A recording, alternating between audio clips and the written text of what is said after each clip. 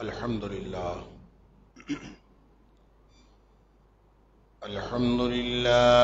نحمده ونستعينه ونستغفره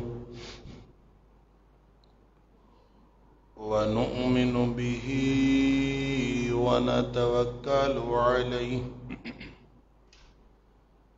ونعوذ بالله من شرور أنفسنا ومن سيئات أعمالنا من يهده الله فلا مضل له ومن يضلل فلا هادي له وأشهد أن لا إله إلا الله وحده لا شريك له وأشهد أن محمدا عبده ورسوله صلى الله عليه وسلم أرسله بالحق بشيرا ونذيرا بين يدي الساعة فمن يطع الله ورسوله فقد رشد واهتدى ومن يعص الله ورسوله فقد ضل وغوى فإنه لا يضر إلا نفسه ولا يضر الله شيئا نسأل الله ربنا أن يجعلنا ممن يطيعه ويطيع رسوله ويتبع رضوانه ويجتنب سخطه فإنما نحن به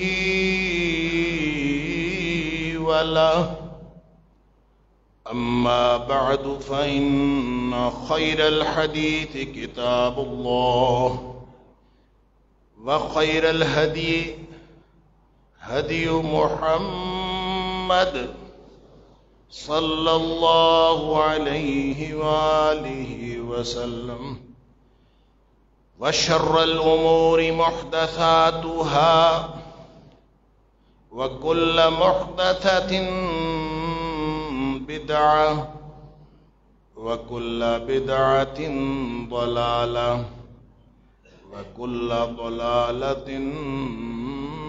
في النار فأعوذ بالله السميع العليم من الشيطان الرجيم من همزه ونفخه ونفثه بسم الله الرحمن الرحيم لقد من الله على المؤمنين إذ بعث فيهم رسولا من أنفسهم يتلو عليهم آياته ويزكيهم ويعلمهم الكتاب والحكمة وإن كانوا من قبل لفي ضلال مبين یقیناً احسان فرمایا اللہ کریم نے اہل ایمان کے اوپر جب ان کے اندر انہی میں سے ایک رسول صلی اللہ علیہ وآلہ وسلم مبعوث فرما دیا یتلو علیہم آیاتہ ویزکیہم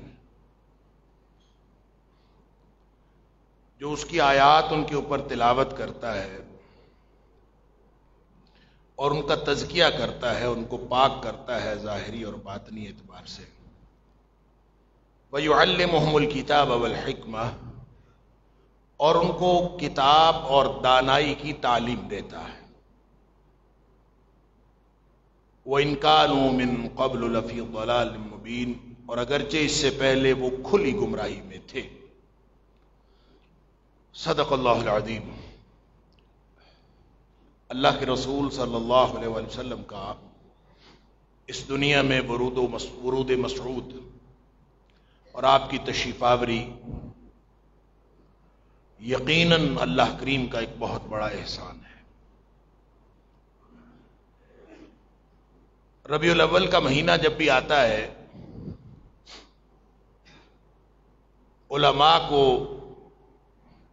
نبی اکرم صلی اللہ علیہ وآلہ وسلم کی سیرت بیان کرنے کا جیسے گویا ایک موقع مل جاتا ہے.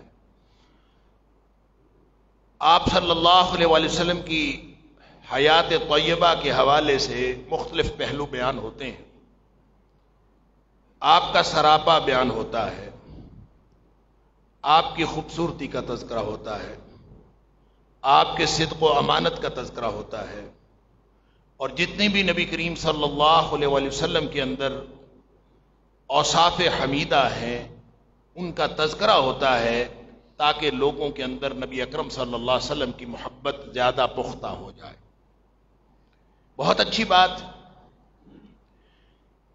اس سے زیادہ امت کی خدمت اور کیا ہو سکتی ہے کہ لوگوں کو نبی اکرم صلی اللہ علیہ وآلہ وسلم کے قریب کرنے کے لیے کوئی بھی طریقہ اختیار کیا جائے. اور پھر اگر لوگ نبی کریم صلی اللہ علیہ وآلہ وسلم کے ساتھ جڑ جائے اور سچے امتی بن جائے تو اس سے بڑی سعادت کی اور کیا بات ہو سکتی ہے کسی بھی امتی کے لیے. اس کی وجہ یہ ہے کہ یہ حدیث آپ سب کو ازبر ہو چکی ہوگی کہ نبی اکرم صلی اللہ علیہ وسلم نے فرمایا میرا ہر امتی جنتی ہے. جب ہر امتی جنتی ہے تو امتی ہونا کتنی بڑی سعادت ہے. کل امتی یدخلون الجنہ، میرا ہر امتی جنت میں داخل ہو جائے. سبحان اللہ. یہ کوئی چھوٹا اعزاز ہے؟ یعنی اللہ کے جتنے احسانات ہمارے اوپر ہیں ہم ان کو گن نہیں سکتے کتنے احسانات ہیں. اللہ اکبر. اللہ تعالیٰ فرماتا ہے ان تعدوا نعمت اللہ لا تحصوها، اگر تم اللہ کے انعامات کو گننا شروع کر دو تو تم کبھی گن نہیں سکتے. اللہ.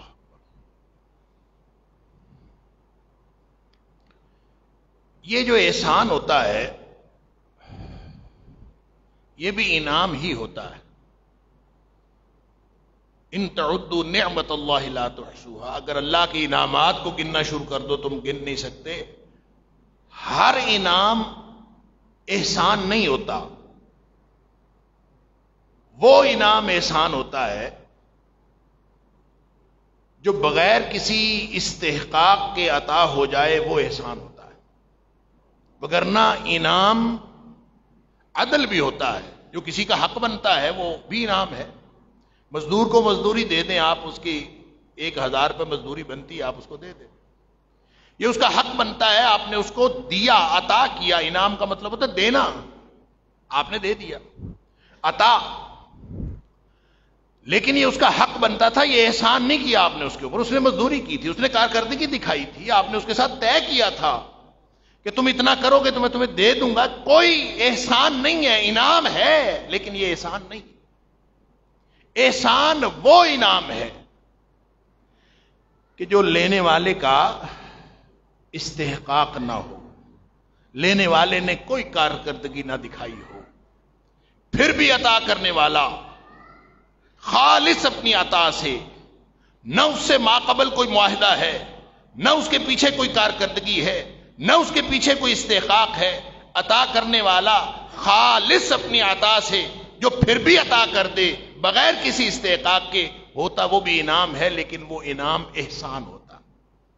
وہ بھی عطا ہوتی ہے لیکن وہ احسان ہوتا کہ بغیر کسی وجہ کے مل گیا. اب آپ گننا شروع کر دیں کہ کون کون سا انعام اللہ کا ہمارے اوپر احسان ہے. ہر انعام ہی اللہ کا احسان ہے. ہماری کیا کارکردگی ہے، ہمارا کیا استحقاق ہے کہ اس نے ہمیں انسان پیدا کیا. وہ چاہتا تو ہمیں کوئی جنگل کا چوہا بلی پیدا کر سکتا تھا، کوئی درندہ پیدا کر سکتا. ہمارا کیا استحقاق ہے کہ ہمیں پورا انسان پیدا کیا. چاہتا تو ادھورا انسان پیدا کر سکتا تھا. ہم نے کوئی ماقبل معاہدہ نہیں تھا کہ اللہ تو نے اعضاء پورے دینے ہیں، اس نے پورے اعضاء دیے ہیں تو یہ بھی اس کا احسان ہے. اور جس سے اگر کوئی عضو چھین لیا ہے، اگر کسی کو بینائی عطا نہیں کی، تو جو باقی کی قوتیں عطا کی ہیں وہ بھی اللہ کا احسان ہے. یعنی وہ بیٹھ کے یہ نہ کہے کہ میں محروم ہو گیا ہوں کسی چیز سے، نہیں، بس صرف اتنا فرق ہے کہ اس کے اوپر احسانات دوسروں کی نسبت کم ہیں. یا اللہ جب احسان کرتا ہے تو وہ ایک چیز سے محروم کرتا ہے تو اس کی کمپنسیشن ضرور دیتا ہے. اگر کوئی ایک صلاحیت کسی کی کم ہوتی ہے، کسی ایک جگہ سے وہ محرومی عطا کرتا ہے، تو یہ اس کا قانون ہی نہیں کہ وہ محرومی کو محرومی رہنے دے. وہ اس کو کہیں نہ کہیں سے کمپنسیٹ ضرور کرتا ہے. یہ اللہ کے عدل کا تقاضا. کسی کو ایک طرح کی پریشانی ہے، کسی کو دوسری طرح کی پریشانی ہے. یہ دنیا ہے پریشانیوں کا گھر. انسان یہاں پہ بغیر پریشانیوں کے زندگی ڈھونڈتا ہے، بغیر پریشانیوں کے زندگی اس کو ملتی نہیں ہے.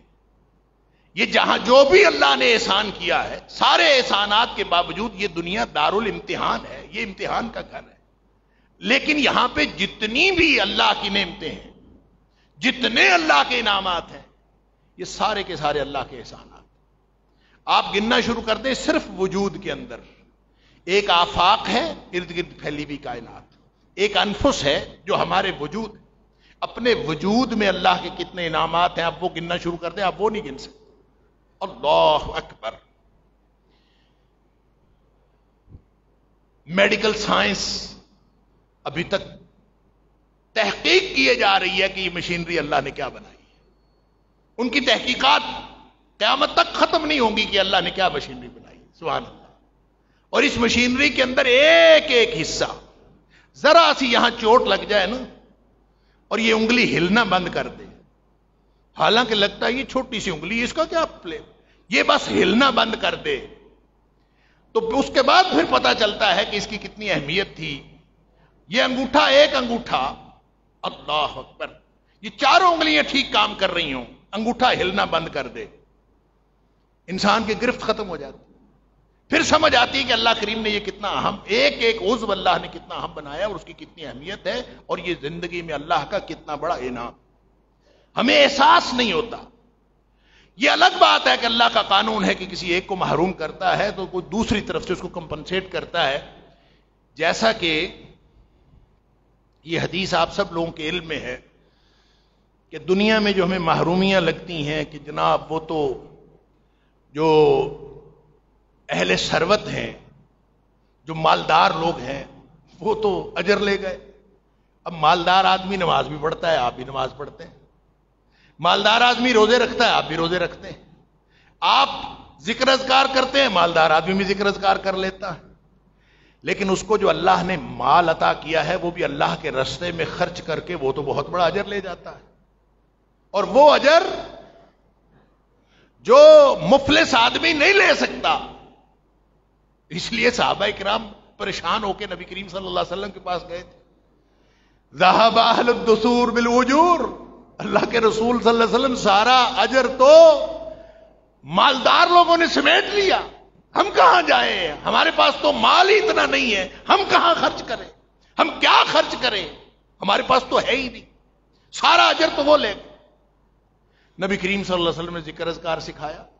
سبحان اللہ، الحمدللہ، اللہ اکبر پڑھ لیا کرو، تمہیں بھی اتنا اجر مل جائے. تو کیا خیال ہے یہ بات جو نبی کریم صلی اللہ علیہ وسلم نے بتائی ہے اہل ثروت سے چھپی رہنی تھی؟ ان کو بھی پتا چل گیا. انہوں نے بھی ذکر کرنا شروع کر دیا. پھر صحابہ کرام آئے نبی کریم صلی اللہ علیہ وسلم. اللہ کے رسول صلی اللہ علیہ وسلم یہ تو ان کو بھی پتا چل گیا, یہ کام تو وہ انہوں نے بھی شروع کر دیا. تو محرومی کا احساس ایماندار کو بھی, اہل ایمان کو بھی محرومی کا احساس ہوتا ہے کہ جناب وہ جو اہل ثروت ہیں وہ نیکیاں جو ہم کرتے ہیں وہ بھی کر گئے, اور جو نیکیاں ہم کر نہیں سکتے وہ بھی کر گئے. مسجدیں بنوا گئے, مسافر خانے بنوا گئے, سیلاب زدگان کی مدد کر گئے, لوگوں کو بہت چیریٹی کر گئے, خیرات کر گئے, صدقہ خیرات کر گئے, صلہ رحمی کر گئے. ہمارے پاس تو کچھ نہیں. اللہ اکبر. نبی اکرم صلی اللہ علیہ وسلم نے فرمایا اگر کوئی شخص دنیا میں مومن ہے اور ایک مالدار مومن ہے, ایک مفلس مومن, دونوں ایک جیسے ایمان رکھتے ہیں, دونوں جنتی ہیں, دونوں جنتی ہیں اپنے ایمان عمل کی بدولت, دونوں جنتی ہیں. لیکن ایک دنیا میں محروم تھا, وہ آنکھیں پھاڑ پھاڑ کر لمبی لمبی کوٹھیوں کو دیکھتا رہا, وہ لمبی لمبی گاڑیوں کو دیکھتا رہا, اور پھر قرآن پڑھ کے اپنے آپ میں رہ جاتا تھا, اپنے غم کو پی کے رہ جاتا تھا کہ قرآن نے کہا وَلَا تَمُدَّنَّ عَيْنَيْكَ إِلَىٰ مَا مَتَّعْنَا بِهِ أَزْوَاجًا مِّنْهُمْ زَهْرَةَ الْحَيَاةِ الدُّنْيَا, کہ قرآن کہتا ہے کہ اپنی آنکھیں لمبی کر کر کے ان کاروں کوٹھیوں کی طرف نہ دیکھ, یہ تو ہم نے آزمائش کے لیے, امتحان کے لیے دیا ہے. اور وَرِزْقُ رَبِّكَ خَيْرٌ وَأَبْقَىٰ, تیرے رب کا جو رزق ہے وہ باقی رہنے والا اور وہی بہتر ہے. اور پھر قرآن کہتا ہے کہ وَأْمُرْ أَهْلَكَ بِالصَّلَاةِ وَاصْطَبِرْ عَلَيْهَا, کاروں کوٹھیوں کی طرف جا کے نگاہ واقعی تمہیں محرومی کا احساس دلاتی ہے, تو ایسا کیا کر کہ اپنے گھر والوں کو بھی اور خود بھی نماز پہ ڈٹا رہے.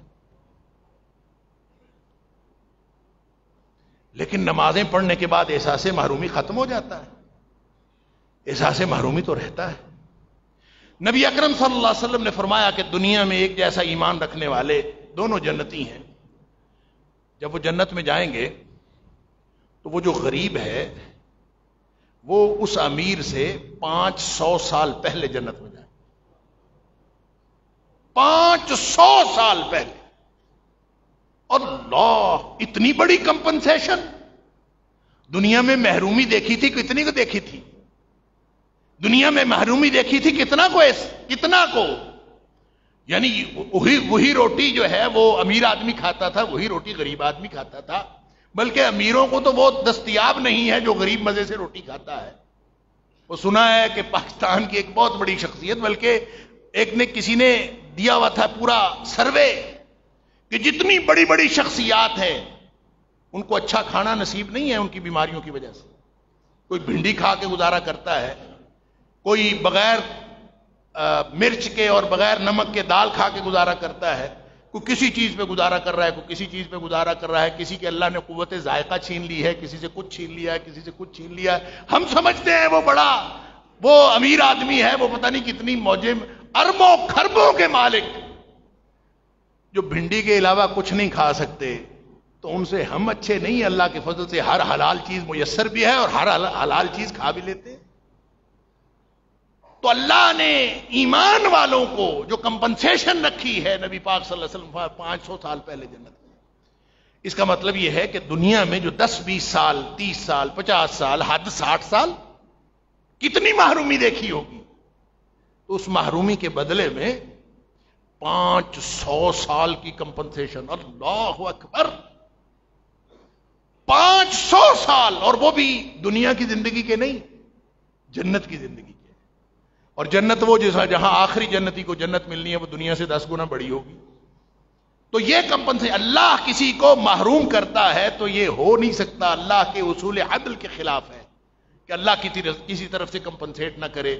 اور جو غریبوں کو کمپنسیشن دی ہے اللہ کریم نے, بشرطے کہ مومن ہو, ایمان سلامت رکھا ہو, تو وہ قیامت والے دن 500 سال پہلے, اور 500 سال پہلے کا مطلب پتہ کیا ہوگا کہ امیر آدمی ابھی حساب کتاب میں پھنسے ہوئے ہوں گے, اور غریب آدمی جو ہے وہ پہلے جنت میں جا کے, بعض احادیث میں آتا ہے کہ یہ جا کے سو رہے ہوں گے, موجیں کر رہے ہوں گے، ان کو مسئلہ ہے، یہ تو جا کے وہاں پہ پرانے ہو چکے ہوں گے، پھر جا کے داخلہ نصیب ہوگا ان اہل ایمان کو جو امیر تھے۔ تو اللہ کریم نے ہر چیز کی کمپنسیشن رکھی ہے، اس لیے قرآن کہتا ہے وَإِن تَعُدُّوا نِعْمَةَ اللَّهِ لَا تُحْصُوهَا۔ کوئی شخص اس دنیا پہ ایسا نہیں جس کے اوپر اللہ کے احسانات نہ ہو۔ فرق یہ نہیں ہے کہ کسی پر احسان کیا اور کسی پر نہیں کیا، یہ فرق نہیں ہے۔ فرق یہ ہے کہ کسی پر ایک کیا ہے تو کسی پر دوسرا کیا۔ احسانات کی نوعیت مختلف ہے، یہ ممکن نہیں ہے کہ کسی ایک کے اوپر احسان ہو اور دوسرے کے اوپر، سب کے اوپر احسان۔ لیکن ان سارے احسانات کو ثم لتسألن یومئذ عن النعیم، سوال تو وہ پوچھے گا قیامت والے دن، جو نعمت عطا کی ہے ان کے بارے میں پوچھے گا کہ اس نعمت کا حق ادا کیا کہ نہیں کیا۔ اگر اس نعمت کا حق ادا ہو گیا تو معاملہ صاف ہو گیا، اللہ نے جو دیا تھا اس کے مطابق نعمت کا حق یہ ہے کہ شکر کیا جائے، اور شکر یہ ہے کہ دو حصے ہیں شکر کے، ایک یہ کہ اس نعمت کو اسی طرح استعمال کیا جائے جس مقصد کے لیے وہ نعمت دی ہے، اور دوسرا حصہ اس کا یہ ہے کہ زبان سے اللہ کا شکر کیا جائے۔ اس لیے فرمایا افضل کلمت الشکر الحمدللہ، بہترین کلمہ شکر جو ہے وہ الحمدللہ۔ لہذا ہر نعمت کا شکر واجب ہے، وگرنہ نعمت کے بارے میں سوال ہوگا۔ چھوٹی سے چھوٹی نعمت ہے، سوال ہو۔ زبان ہے نا، اس کا حق ہے، نگاہیں ہیں اس کا حق ہے، سماعتیں ہیں اس کا حق ہے، شعور دیا ہے اس کا حق ہے، جو کچھ اللہ نے علم دیا ہے اس کا حق ہے۔ اگر اس کا حق پورا کر لیا تو انشاءاللہ معاملہ برابر ہو گیا، وگرنہ قیامت والے دن انسان پھنس جائے گا انہی نعمتوں کی وجہ سے۔ اللہ اکبر۔ وہ جو رومی نے کہا تھا نا، علم، عالم، یعنی جس کے پاس علم ہو کہتے بڑا عالم ہے جی۔ رومی نے کہا تھا علم را برتن زنے مارے بود، علم را بل دل زنے یارے بود۔ علم کی چوٹ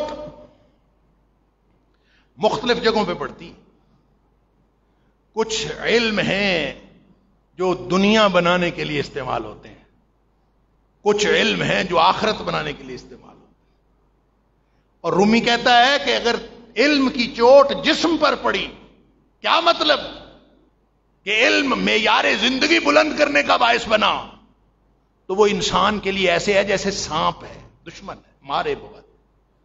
اور اگر دل پر چوٹ پڑی کہ معیار زندگی نہیں، معیار انسانیت بلند کرنے کے لیے علم استعمال ہونے لگا، تو وہ علم انسان کا دوست ہے۔ لہذا ہر عالم وہ صاحب فضیلت نہیں ہوتا۔ اللہ اکبر۔ جس طرح ہر عام انسان، ہر وہ شخص جس کو اللہ نے اس دنیا میں بھیجا ہے احسان کے بغیر نہیں بھیجا، لیکن وہ جو احسان ہے اس کی نوعیت مختلف ہے، تو ہر انسان صاحب فضیلت نہیں ہوتا کیونکہ وہ انسان ہے۔ وَلَقَدْ كَرَّمْنَا بَنِي آدم، ہم نے آدم علیہ السلام کے بیٹوں کو، آدم کی اولاد کو تکریم اور عزت تو دی ہے، لیکن یہی انسان ہی تو ہے کہ اس کو ہم نے شعور دیا، لَهُمْ قُلُوبٌ لَا يَفْقَهُونَ بِهَا، ان کو شعور دیا، اس سے کام نہیں لیتے۔ لَهُمْ أَعْيُنٌ لَا يُبْصِرُونَ بِهَا، ان کو ہم نے آنکھیں دی ہیں، اس سے کام نہیں لیتے۔ لَهُمْ آذَانٌ لَا يَسْمَعُونَ بِهَا، ان کو ہم نے کان دیے ہیں، اس سے کام نہیں لیتے۔ تو پھر ان کی کیا حیثیت ہے؟ وہ تکریم ختم ہو جاتی۔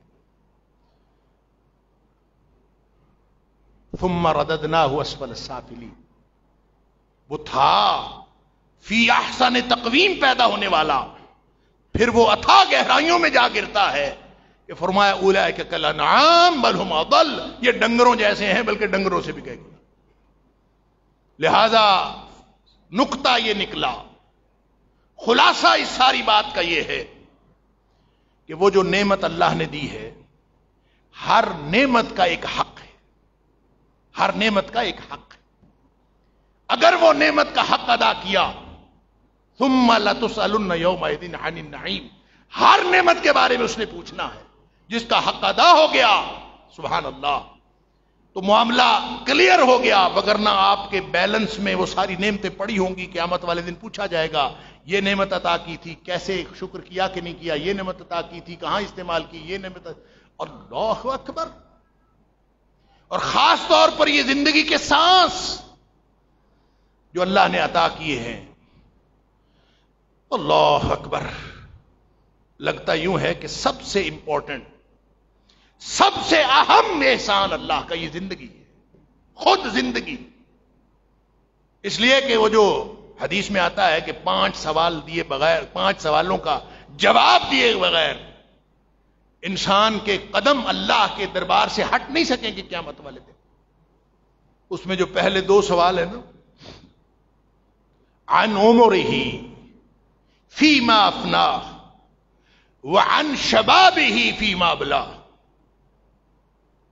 کہ اس سے پوچھا جائے گا عمر کے بارے میں، یہ جو زندگی عطا کی تھی کہاں ضائع کی، اور پھر یہ بھی پوچھا جائے گا کہ جو جوانی عطا کی تھی وہ کہاں تباہ و برباد کی. حالانکہ جوانی عمر میں شامل ہے، عمر کے اندر جوانی بھی شامل ہے، بڑھاپا بھی شامل ہے، عمر کے اندر بچپنا بھی لڑکپنا بھی سارے شامل ہیں. لیکن ساتھ جوانی کے بارے میں الگ پوچھا، اس لیے کہ اس وقت صلاحیتیں عروج پر ہوتی ہیں، اور وہ جو عروج پر صلاحیتوں کا دور ہے اس کا سوال الگ سے ہے کہ وہ الگ نعمت ہے جس سے بوڑھے بھی محروم ہیں، جس سے لڑکپن والے لڑکے بھی محروم ہیں، جس سے بچپنے والے بچے بھی محروم ہیں. وہ جوانی کا جو دور ہے جب صلاحیتیں منہ زور گھوڑے کی طرح ہاتھ چھٹ ہوئی ہوتی ہیں، جس وقت پورے عروج پر ہوتی ہیں، اس دور کا جو تقاضا ہی اور ہے، لہذا اس کے بارے میں سوال الگ. تو کوئی نعمت ایسی نہیں جس کے بارے میں پوچھا نہ جائے. تو کیا خیال ہے اس نعمت کے بارے میں؟ اللہ نے انعامات تو کیے ہیں، لیکن کسی نعمت کو، کسی انعام کو خود کہہ کے احسان نہیں فرمایا. ایک نعمت ایسی ہے جس کو احسان فرمایا ہے. اللہ اکبر. سورہ حجرات میں بھی احسان کا تذکرہ ہے، اور وہ اس وہاں احسان فرمایا ہے ایمان، کہ یمنون علیک اسلامہم، اے حبیب صلی اللہ علیہ وسلم یہ لوگ آپ کے اوپر احسان جتلاتے ہیں کہ مسلمان ہو گئے، تو آپ ان کو کہہ دیجئے لا تمنوا علی اسلامکم، اپنے اسلام کا میرے اوپر احسان نہ جتلاؤ، بل اللہ یمن علیکم ان ہداکم للایمان، اللہ نے تمہارے اوپر احسان کیا ہے جو تمہیں ایمان کی طرف ہدایت عطا فرمائی. یہ اللہ کا احسان ہے کہ اس نے ہمیں ایمان کی طرف ہدایت عطا کی ہے، اس کا احسان. تو ایمان کو احسان فرمایا، اللہ نے احسان کیا ہے. تو ایمان کا راستہ کہاں سے آیا اور کس نے دکھایا ایمان کا راستہ؟ هو الذی ارسل رسولکم بالہدی ودین الحق لیظہرہ علی الدین کلہ. یہ ہدایت اور یہ ہدایت کا راستہ یہ دکھانے کے لیے نبی اکرم صلی اللہ علیہ وسلم تشریف لائے. اس لیے فرمایا لقد من اللہ علی المؤمنین اذ بعث فیہم رسولا من. یہ احسان ہے اللہ کا، یہ احسان ہے، ہماری زندگیاں احسان ہیں، ہماری ایک ایک سانس اللہ کا احسان ہے، ایک ایک نعمت احسان ہے. اور اس کے بارے میں پوچھا جائے گا کہ جس مقصد کے لیے نعمت آئی تھی اس مقصد کے لیے استعمال کیا یا نہیں کیا، یہی سوال ہے. اور پھر اس کا زبانی شکر ادا کیا کہ نہیں کیا، دو ہی باتیں. نعمت اس مقصد کے لیے استعمال کی جس مقصد کے لیے آئی تھی، اس کا شکر ادا کیا کہ نہیں کیا. احسان کے فلسفے کو سورہ الرحمن کے اندر اللہ کریم فرماتا ہے کہ ہل جزاء الاحسان الا الاحسان. ذرا بتاؤ، ایک سوال ہے کہ اگر کسی نے احسان کیا ہو تو اس کا بدلہ احسان کے علاوہ کچھ اور ہوتا ہے؟ ہل جزاء الاحسان الا الاحسان. بتاؤ تو احسان کا بدلہ احسان ہوتا؟ اس کے بعد اگرچہ آیت تو یہ ہے فَبِأَيِّ آلَاءِ رَبِّكُمَا تُكَذِّبَانِ، سبحان اللہ، جب احسان کا بدلہ احسان کے علاوہ کوئی نہیں ہوتا تو پھر اپنے رب کی کس کس نعمت کو جھٹلاؤ گے؟ رب نے تھوڑے احسان کیے ہیں کہ تمہیں رب یاد ہی نہیں آتا؟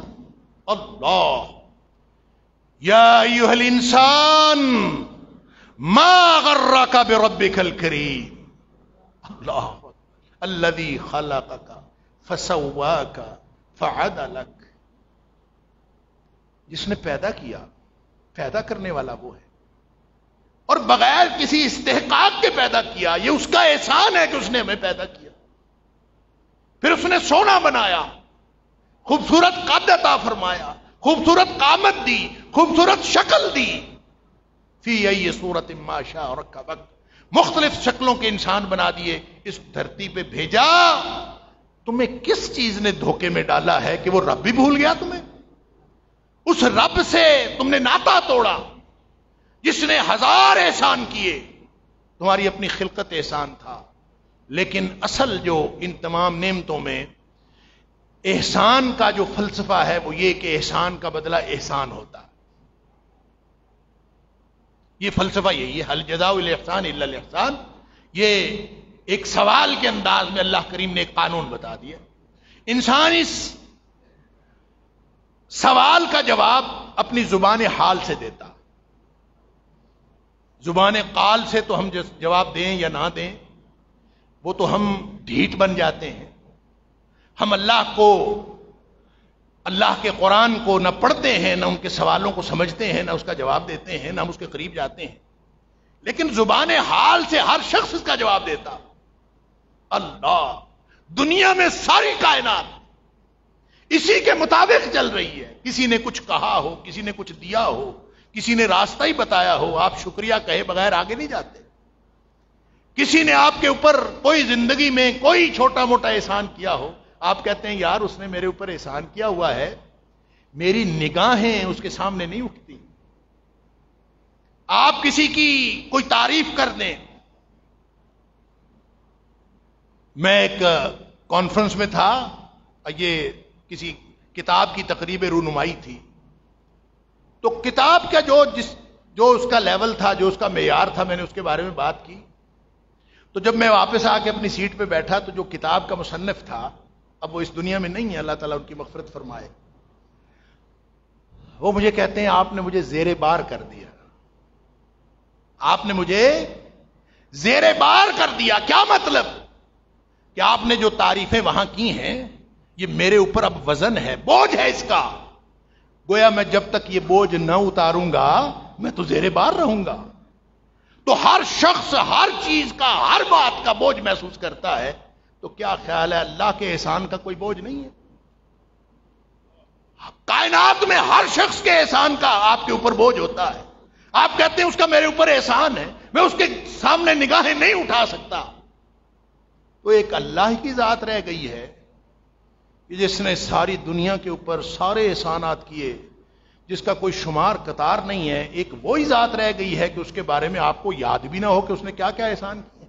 ما غرک بربک الکریم، کس چیز نے تمہیں دھوکے میں، ومل حیات الدنیا الا متاع الغرور، اصل دھوکے کا سامان یہ دنیا کی زندگی، جس نے ہمیں دھوکے میں مبتلا کیا۔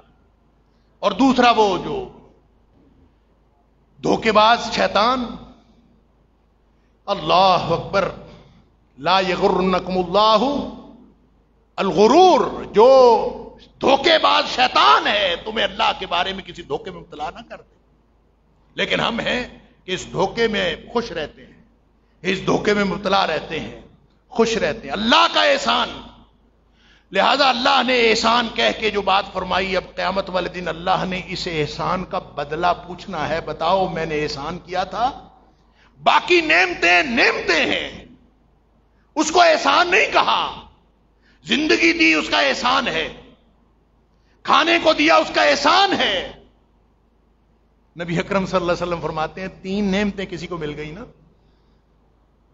ہماری تو لسٹ ختم نہیں ہوتی، 3 نعمتیں نبی کریم صلی اللہ علیہ وسلم فرماتے ہیں کہ کسی کو اگر مل گئی کہ صبح اٹھتا ہے حالت تندرستی میں اٹھتا ہے، اس کو کوئی بیماری لاحق نہیں ہے، صبح اٹھتا ہے حالت امن میں اٹھتا ہے، اس کو کوئی خوف لاحق نہیں ہے، اور صبح اٹھتا ہے اور اس دن کا کھانا موجود ہے، اس دن کا، سال کے دانے نہیں، سال کا یا مہینے کا بندوبست نہیں، صرف اس دن کا کھانا۔ فرمایا جس کو یہ 3 نعمتیں مل گئیں، اللہ اکبر، کانما حیزت لہ الدنیا، وہ ایسے ہے جیسے اللہ تعالیٰ نے ساری دنیا اکٹھی کر کے اس کے سامنے ڈھیر کر دی۔ وہ تو ساری دنیا کا بادشاہ ہے، تو کون شخص ہے آج اس دنیا میں جو بادشاہ نہیں ہے؟ سارے بادشاہ، لیکن اللہ کے احسان، اس نے اس پر بھی اس کو احسان نہیں کہا، روٹی دینے کو احسان نہیں کہا، نبی اکرم صلی اللہ علیہ وسلم کی تشریف آوری کو احسان کہا کہ میں نے نبی پاک صلی اللہ علیہ وسلم کو مبعوث کیا، یہ احسان ہے، لہذا اس احسان کا بدلہ کیسے دینا ہے؟ فرمایا کہ سارے امتی، نبی کریم صلی اللہ علیہ وسلم نے فرمایا میرے سارے امتی جنتی ہیں، امتی بننا یہ اس احسان کا بدلہ ہے۔ اور امتی کیسے بنتا ہے؟ اللہ اکبر، لائٹیں لگا کے، سال بعد ایک سیزن لگا کے، وہ کسی نے لکھا تھا بھلا ہو چائنا کی لائٹوں کا، اگر یہ لائٹیں نہ ہوتی تو ہم تو نبی کریم صلی اللہ علیہ وسلم کو محبت کا ثبوت ہی نہ پیش کر سکتے۔ ہو سکتا ہے یہ بھی محبت کا کوئی کسی لیول پہ ثبوت ہو، ہمیں نہیں پتا، ہو سکتا ہے اس کے ذریعے سے بھی کوئی امتی بنتا ہو، لیکن یہ طریقہ نبی کریم صلی اللہ علیہ وسلم نے نہیں بتایا۔ نبی کریم صلی اللہ علیہ وسلم نے امتی بننے کا جو طریقہ بتایا وہ یہ کل امتی یدخلون الجنہ، ہر میرا امتی جنتی ہے، الا من ابا، سوائے اس کے جس نے خود انکار کر دیا، امتی ہونے سے انکار کر دیا یا جنتی ہونے سے انکار کر دیا۔ اور پھر امتی کون ہے اور انکار کرنے والا کون ہے؟ صحابہ نے پوچھا اللہ کے رسول صلی اللہ علیہ وسلم انکار کرنے والا کون ہے؟ تو نبی کریم صلی اللہ علیہ وسلم نے یہ نہیں فرمایا کہ محبت کے اظہار کا کوئی طریقہ تو اپنائے، کوئی بتیاں شتیاں لگائے، کوئی عجیب کیا دین کو ہم نے بنا لیا، انا للہ و انا الیہ راجعون۔ وہ حالی نے کہا تھا اے خاصہ اے خاصان رسول وقت دعا ہے، امت پہ تیری آ کے عجب وقت پڑا ہے، جو دین بڑی شان سے نکلا تھا وطن سے، پردیس میں آج غریب الغربا ہے۔ میں کہیں ایک جگہ کھانا کھانے کے لیے بیٹھا، چھوٹے چھوٹے بچے، وہ بھاگتے ہوئے، میں نے گاڑی کھڑی کی، بھاگتے ہوئے آئے، ربیع الاول کا چندہ دے دے۔ ہم نے دین کیا بنا لیا ہے؟ انہوں نے چندہ لے کے کیا کرنا ہے؟ گلیوں میں پہاڑیاں بنانی ہیں، اور ہم اس کو ثواب سمجھتے ہیں۔ انا للہ و انا الیہ راجعون۔ سن لیجئے، نبی کریم صلی اللہ علیہ وسلم نے قانون بتا دیا، اصول بتا دیا، اور اللہ نے اس احسان کا بدلہ اسی کے مطابق قیامت والے دن پوچھنا۔ فرمایا من اطاعنی فدخل الجنہ، جس نے میری بات مان لی وہ جنتی ہے۔ نبی کریم صلی اللہ علیہ وسلم کی اطاعت میں جنت ہے، اور اسی اطاعت ہی محبت ہے، اس کے علاوہ کوئی محبت کا اور کوئی ذریعہ نہیں۔ اور من عصانی، جس نے میری بات نہیں مانی، وہ 1000 باتیں کرتا پھرے، اس کی امتی ہونے کا فرمایا فقد ابا، جس نے میری حکم کی نافرمانی کی وہ ایسے ہی ہے جیسے اس نے میرا امتی ہونے سے انکار کر دیا یا جنت میں جانے سے انکار کر دیا۔ اللہ تعالیٰ مجھے اور آپ کو، ہم سب کو سچا امتی بننے کی توفیق عطا فرمائے۔ وآخر دعوانا الحمدللہ رب العالمین۔